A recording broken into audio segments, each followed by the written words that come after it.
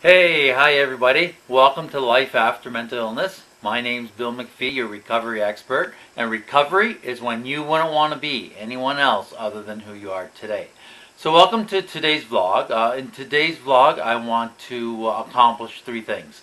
I told you that we're talking about negative symptoms, deficit symptoms, and I want to talk a little bit about lack of joy, which is one of the kind of symptoms, and talk a little bit about that. Then I'm going to read a question from Peg and answer that. And then I'm going to wrap up and just give you some details of my speaking engagement coming up October the 10th, 2017 in New Brunswick.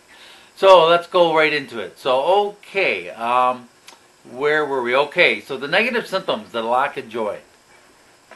Negative symptoms, or deficit symptoms as they called, is a negative symptom, and they're negative because they're things that we should have that we don't have. They're deleted from our personality that should be there. For example, we have a lack of joy. And I want to just kind of share some of my experiences of lack of joy and kind of tell you in no particular order, but just a couple examples of lack of joy. And if I can just start off and just say, there's a book in the Bible called Ecclesiastes, and in this book the author talks about meaningless. Everything is meaningless. There's no meaning to life. There's no meaning to my existence. There's no meaning, etc. And I got to tell you, when people are dealing with lack of joy or depression, we can definitely relate to that. That there's nothing that matters. And I want to give you a few examples.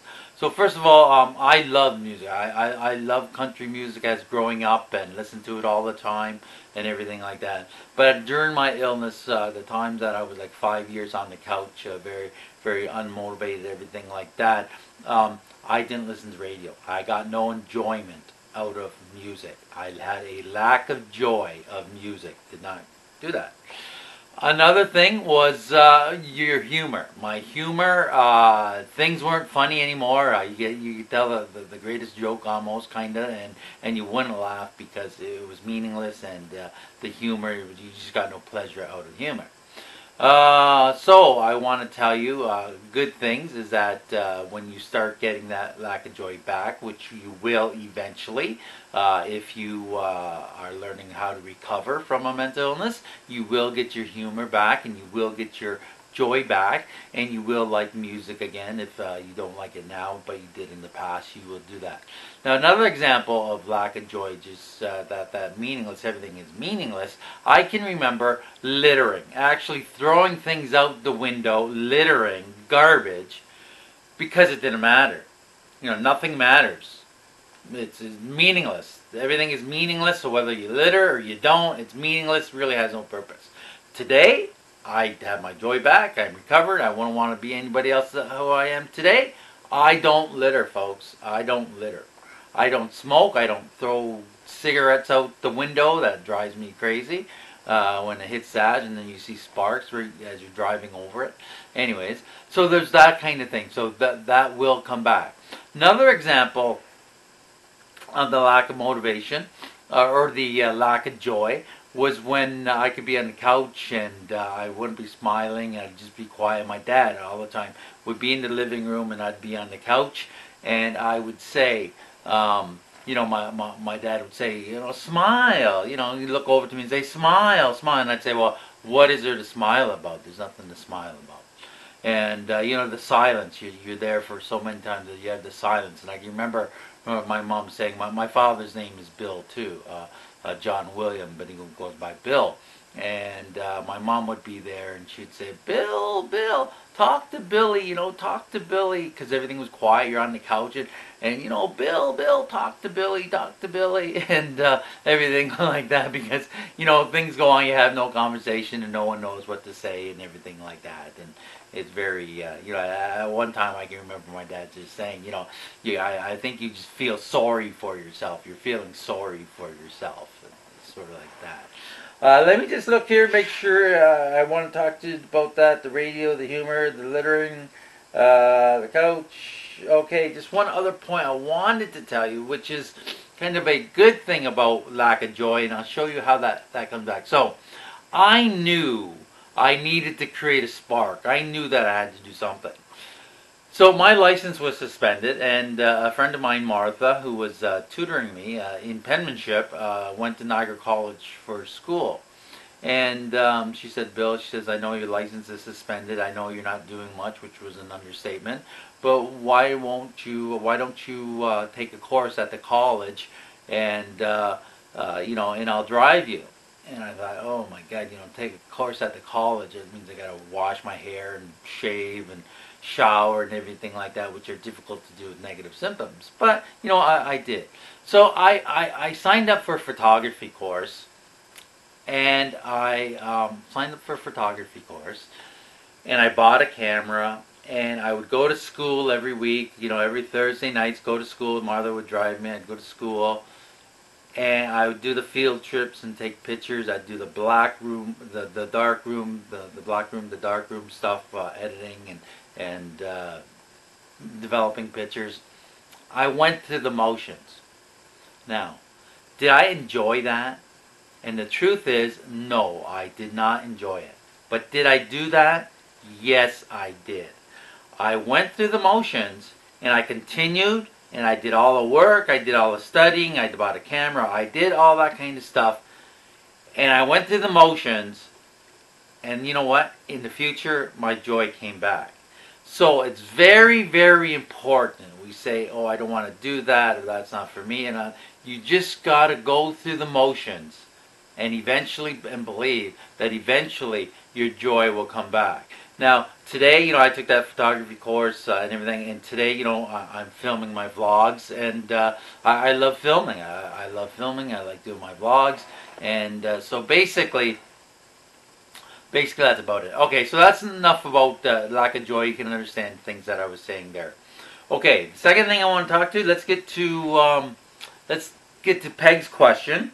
And then I'll have an announcement. So Peg says, okay, so here she is. So Peg says, bravo, thank you so much. Your next topics are so needed. What order you say? What if the person with schizophrenia experiences them all at the same time? And she's talking about the negative symptoms, which is lack of joy, lack of motivation, lack of energy. We have emotional bluntness, emotional blandness, and that. So that's what she's talking about. The list of negative symptoms, which ones you're going to do first. And I just did lack of joy now. And the thing about lack of joy is, again, you just got to go through the motions of doing something, just like I went through the motions of doing a photography course. Okay, so she says, the same time. Another issue I haven't found that I think bears note for a video done by you is, are there some people who suffer with schizophrenia who no matter what you throw at it? Another way to ask this might be, are there some people who have schizophrenia that will never be high functioning enough to be safe in a community, safe from themselves and unfortunately others? If yes, what is the best role for the family member should play?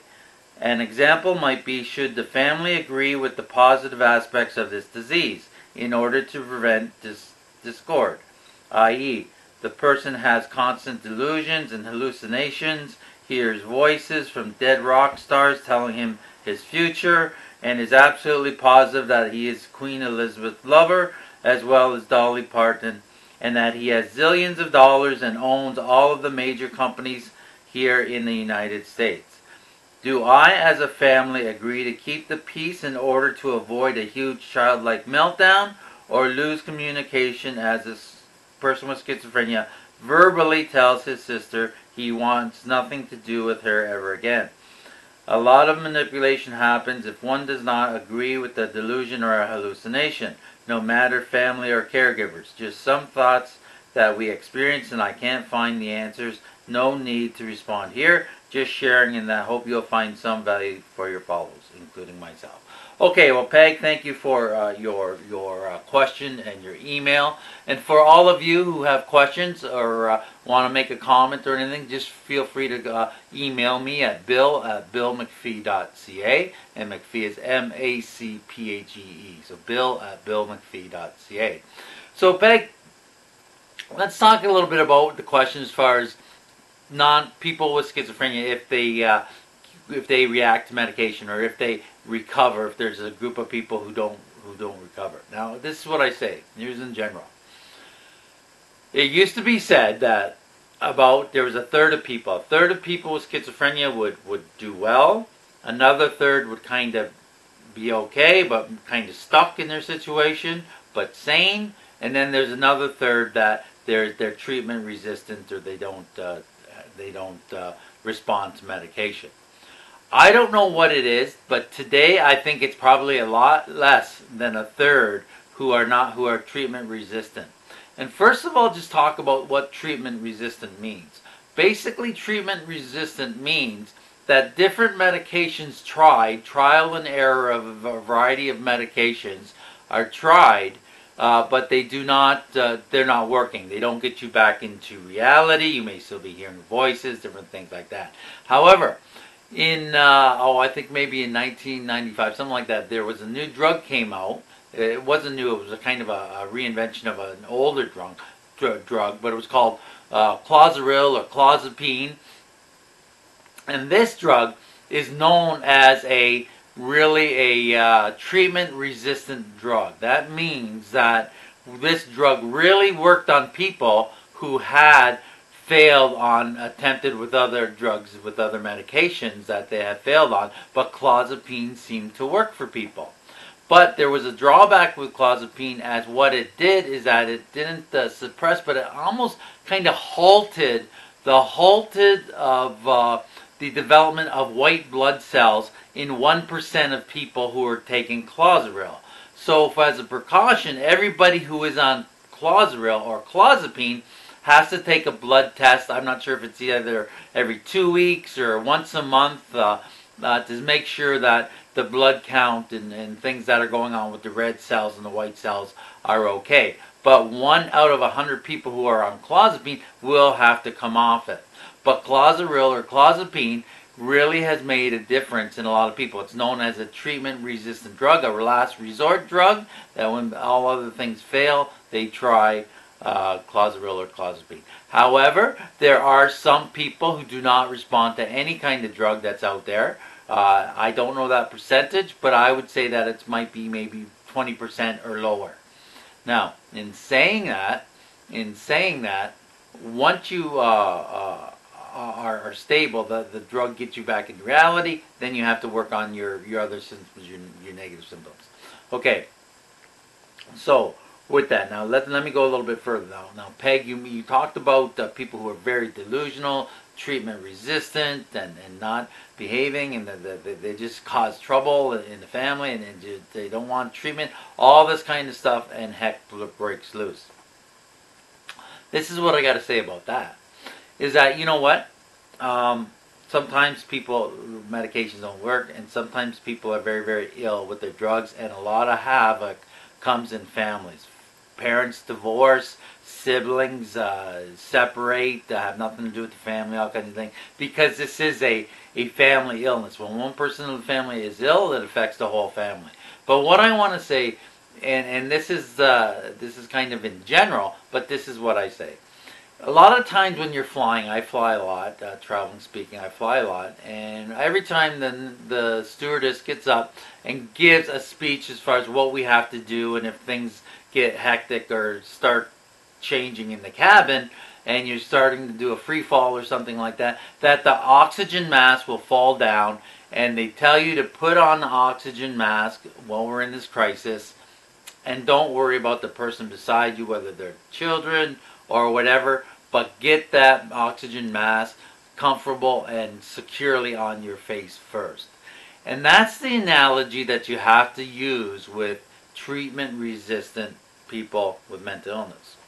And I got to tell you, there's a lot of people out there who will say, well, people with schizophrenia are no more dangerous or no more likely to commit a crime than somebody in the general population. And that statement is true. Without this, though, however, you got to remember this. That is if somebody is stable and in reality. However, when somebody is in psychosis or out of reality, to tell you the truth, I don't know what's going on in their mind. Other people don't know what's going on in their mind. The only one who really knows what's going on in their mind is God. But the fact is that when somebody is psychotic, when somebody is out of reality, is that very much you don't know what's going on in their mind. And can things happen? Can things get out of control? Can people be abusive? Can they commit crime? Could they do a lot of things? And the answer is yes. So yes, people with mental illness, people with schizophrenia, who are stable, who are in reality, are less likely to commit a crime or more likely to be victims of crime than people who do not have a mental illness. However, when somebody is out of reality, when they're psychotic, you don't know what goes on in their mind. For example, for me, I was driving erratically with my car, and I said to God, I said, God, please don't let me kill somebody. But if I thought that God wanted me to crash into somebody or run somebody over, I would have did it. That's the nature of the illness. When you are out of reality, when you are insane, when you are in a psychosis. So, back to the analogy of the mask. So in the family, when all this stuff is coming in to you, you always got to remember, I have to take care of myself first. I have to put my oxygen mask on first. That may be doing your social routines that you do. You know, don't quit your job, don't quit your card club, don't quit your book club, don't quit going to church, don't quit socializing. You have to look after yourself. Take care of yourself. Then you need to take care of your family, your household, and everything else. But if you're not going to be healthy and you're the main caregiver in the family, then your whole household and your whole family is going to be unhealthy and in dire straits. So that's kind of that example. So Peg, whatever situation you're going through, when people are treatment resistant, they're not cooperating, they're really psychotic and everything, you have to become number one. And it's truth. You have to think of yourself. You're not doing anybody any favors if you deteriorate, because this is a long haul thing. It's a marathon. This walk with individuals with mental illness, with your family life, with everybody, it's not a sprint. It's a long haul. It's a race. It's a marathon. So you have lots of years to go on in doing things. And if you don't take care of yourself in the beginning, you're not going to be there in the marathon to last to help people out. Okay, so I think I said enough about that. Now, the last thing I want to mention before I go is that I'm going to be speaking Tuesday, October 10th, 2017, where? In the Villa Madonna of 115 Villa Madonna Road in Rothesay, and that is in St. John, New Brunswick, Canada. So that's again in October the 10th, 2017 in St. John, New Brunswick in Canada. And if any of you have any relatives or know friends or anything like that in that area, call them, email them or whatever, tell them that I'm going to be there if you want to come out. And just again, if you need some more information, just email me at bill@billmacphee.ca. and I'll give you that information. I'm going to have a big announcement coming up probably in a week's time. Save that for now, but I just want to tell you that I have a big announcement coming up. And then other than that, I'm going to let you go and tell you that there is life after mental illness. I'm Bill MacPhee, your recovery expert, and recovery is when you wouldn't want to be anyone else other than who you are today. Have a great day. Bye for now. Bye-bye, everybody. Hi. Thank you for watching. Make sure to like, comment, and subscribe, and follow me on Facebook and Twitter.